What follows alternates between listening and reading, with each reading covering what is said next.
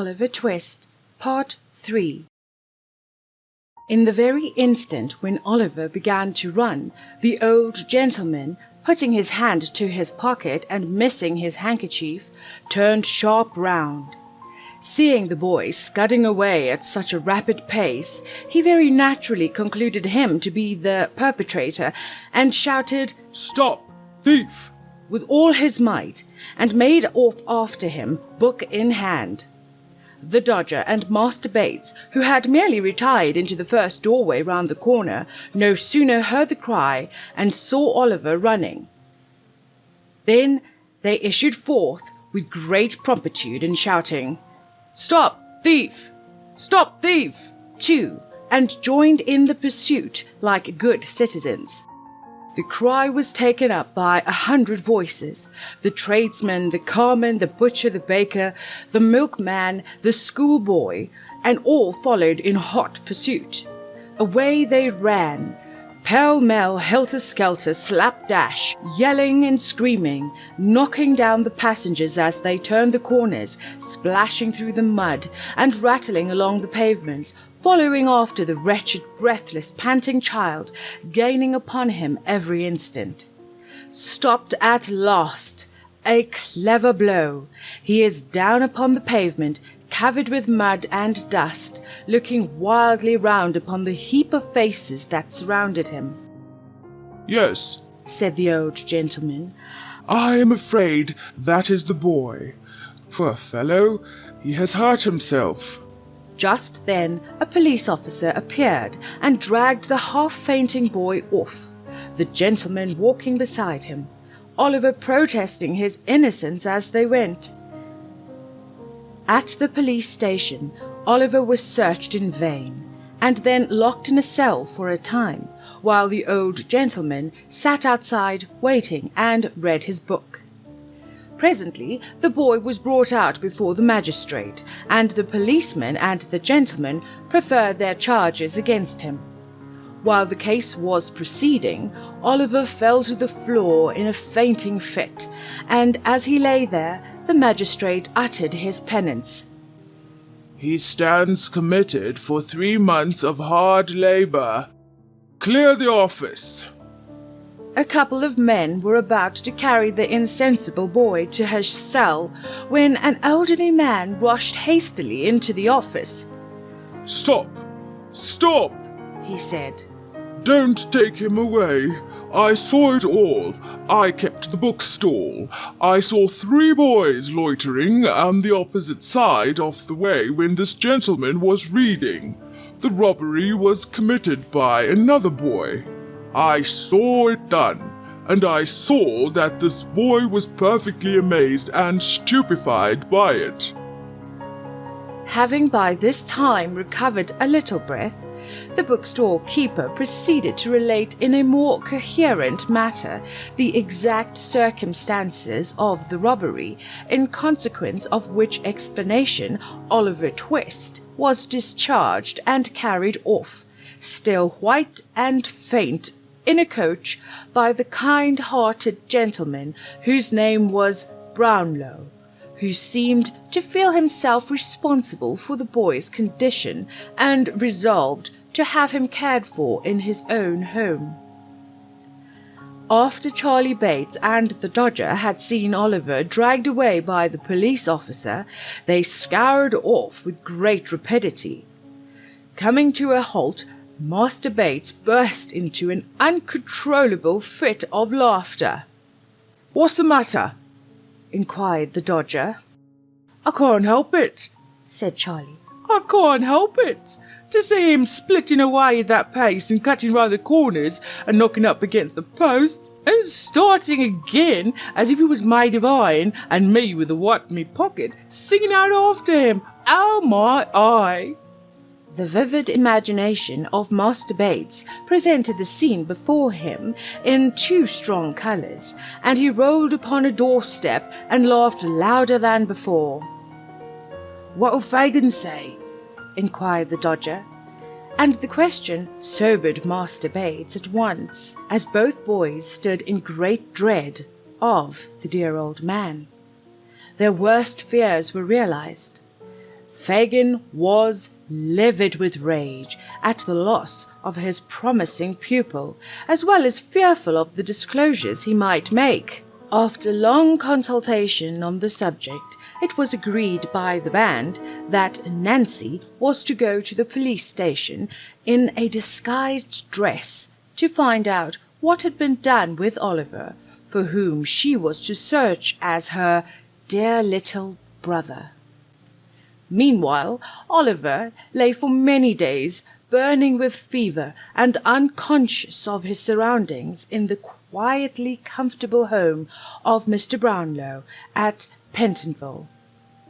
At length, weak and thin and pallid, he awoke from what seemed a dream, and found himself being nursed by Mrs. Bedwin, Mr. Brownlow's motherly old housekeeper, and visited constantly by the doctor. Gradually he grew stronger, and soon could sit up a little. Those were happy, peaceful days of his recovery, the only happy ones he had ever known. Everybody was so kind and gentle that it seemed like heaven itself as he sat by the fireside in the housekeeper's room. On the wall hung a portrait of a beautiful, mild lady with sorrowful eyes, of which Oliver was the living copy. Every feature was the same, to Mr. Brownlow's intense astonishment as he gazed from it to Oliver.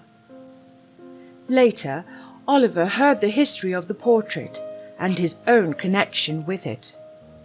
When he was strong enough to put his clothes on, Mr. Brownlow caused a complete new suit and a new cap and a new pair of shoes to be provided for him. Oliver gave his old clothes to one of the servants who had been kind to him, and she sold them to a Jew who came to the house. One evening Mr. Brownlow sent up word to have Oliver come down into his study and see him for a little while. So Mrs. Bedwin helped him to prepare himself, and although there was not even time to crimp the little frill that bordered his shirt collar, he looked so delicate and handsome that she surveyed him with great complacency. Mr. Brownlow was reading, but when he saw Oliver, he pushed the book away and told him to come near and sit down, which Oliver did. Then the old gentleman began to talk kindly of what Oliver's future was to be. Instantly the boy became pallid with fright, and implored Mr. Brownlow to let him stay with him as a servant, as anything, only not to send him out into the streets again, and the old gentleman, touched by the appeal, assured the boy that unless he should deceive him, he would be his faithful friend. He then asked Oliver to relate the whole story of his life, which he was beginning to do when an old friend of Mr. Brownlow's, a Mr. Grimwig, entered.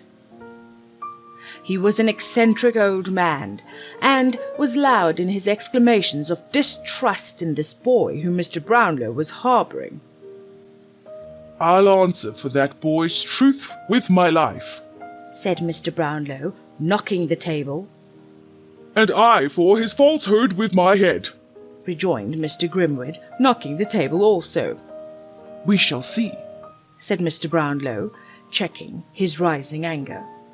"We will," said Mr. Grimwig, with a provoking smile. "We will." Just then Mrs. Bedwin brought in some books which had been bought of the identical bookstall keeper who was already figured in this history. Mr. Brownlow was greatly disturbed that the boy who brought them had not waited, as there were some other books to be returned. "Send Oliver with them," suggested Mr. Grimwood. "He will be sure to deliver them safely, you know." "Yes, do let me take them if you please, sir," said Oliver. "I'll run all the way, sir." Mr. Brownlow was about to refuse to have Oliver go out, when Mr. Grimwig's malicious cough made him change his mind and let the boy go. "You are to say," said Mr. Brownlow, "that you have brought those books back, and that you have come to pay the £4.10 I owe him. This is a £5 note, so you will have to bring me back 10 shilling change." I won't be 10 minutes, sir, replied Oliver eagerly, as he with a respectful bow left the room. Mrs. Bedouin watched him out of sight, exclaiming, Bless his sweet face. while Oliver looked gaily round and nodded before he turned the corner. Then Mr. Brownlow drew out his watch and waited, while Mr. Grimwig asserted that the boy would never come back.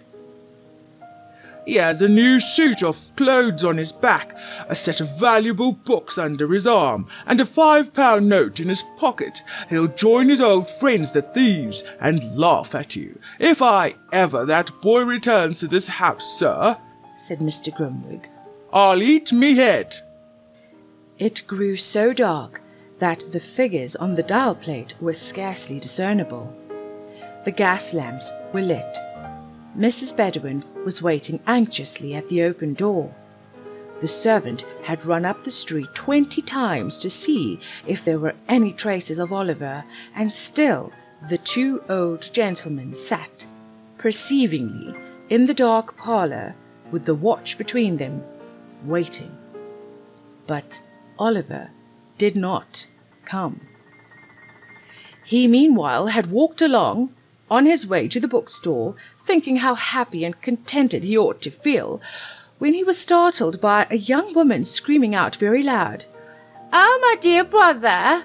And then he was stopped by having a pair of arms thrown tight around his neck. Don't, cried Oliver, struggling. let go of, who is it? What are you stopping me for? "Oh, my gracious," said the young woman, "I've found him. Oh, you naughty boy, to make me suffer such distress on your accounts. Come home, dear, come." With these and more incoherent explanations, the young woman burst out crying and told the onlookers that Oliver was her brother, who had run away from his respectable parents a month ago, joined a gang of thieves, and almost broke his mother's heart, to which Oliver, greatly alarmed, replied that he was an orphan, had no sister, and lived at Pentonville. Then, catching sight of the woman's face for the first time, he cried, Why, it's Nancy. "You see, he knows me," cried Nancy. "Make him come home. There's good people who'll kill his dear mother and father and break my heart." With this, a man who was Nancy's accomplice, Bill Sykes by name, came to the rescue, tore the volumes from Oliver's grasp, and struck him on the head. Weak, still, and stupefied by the suddenness of the attack, overpowered and helpless, what could one poor child do? Darkness had set in. It was a low neighbourhood. No help was near. Resistance was useless. In another moment he was dragged into a labyrinth of dark, narrow courts, and was forced along them at a pace which rendered the few cries he dared to give unintelligible. End of Part 3.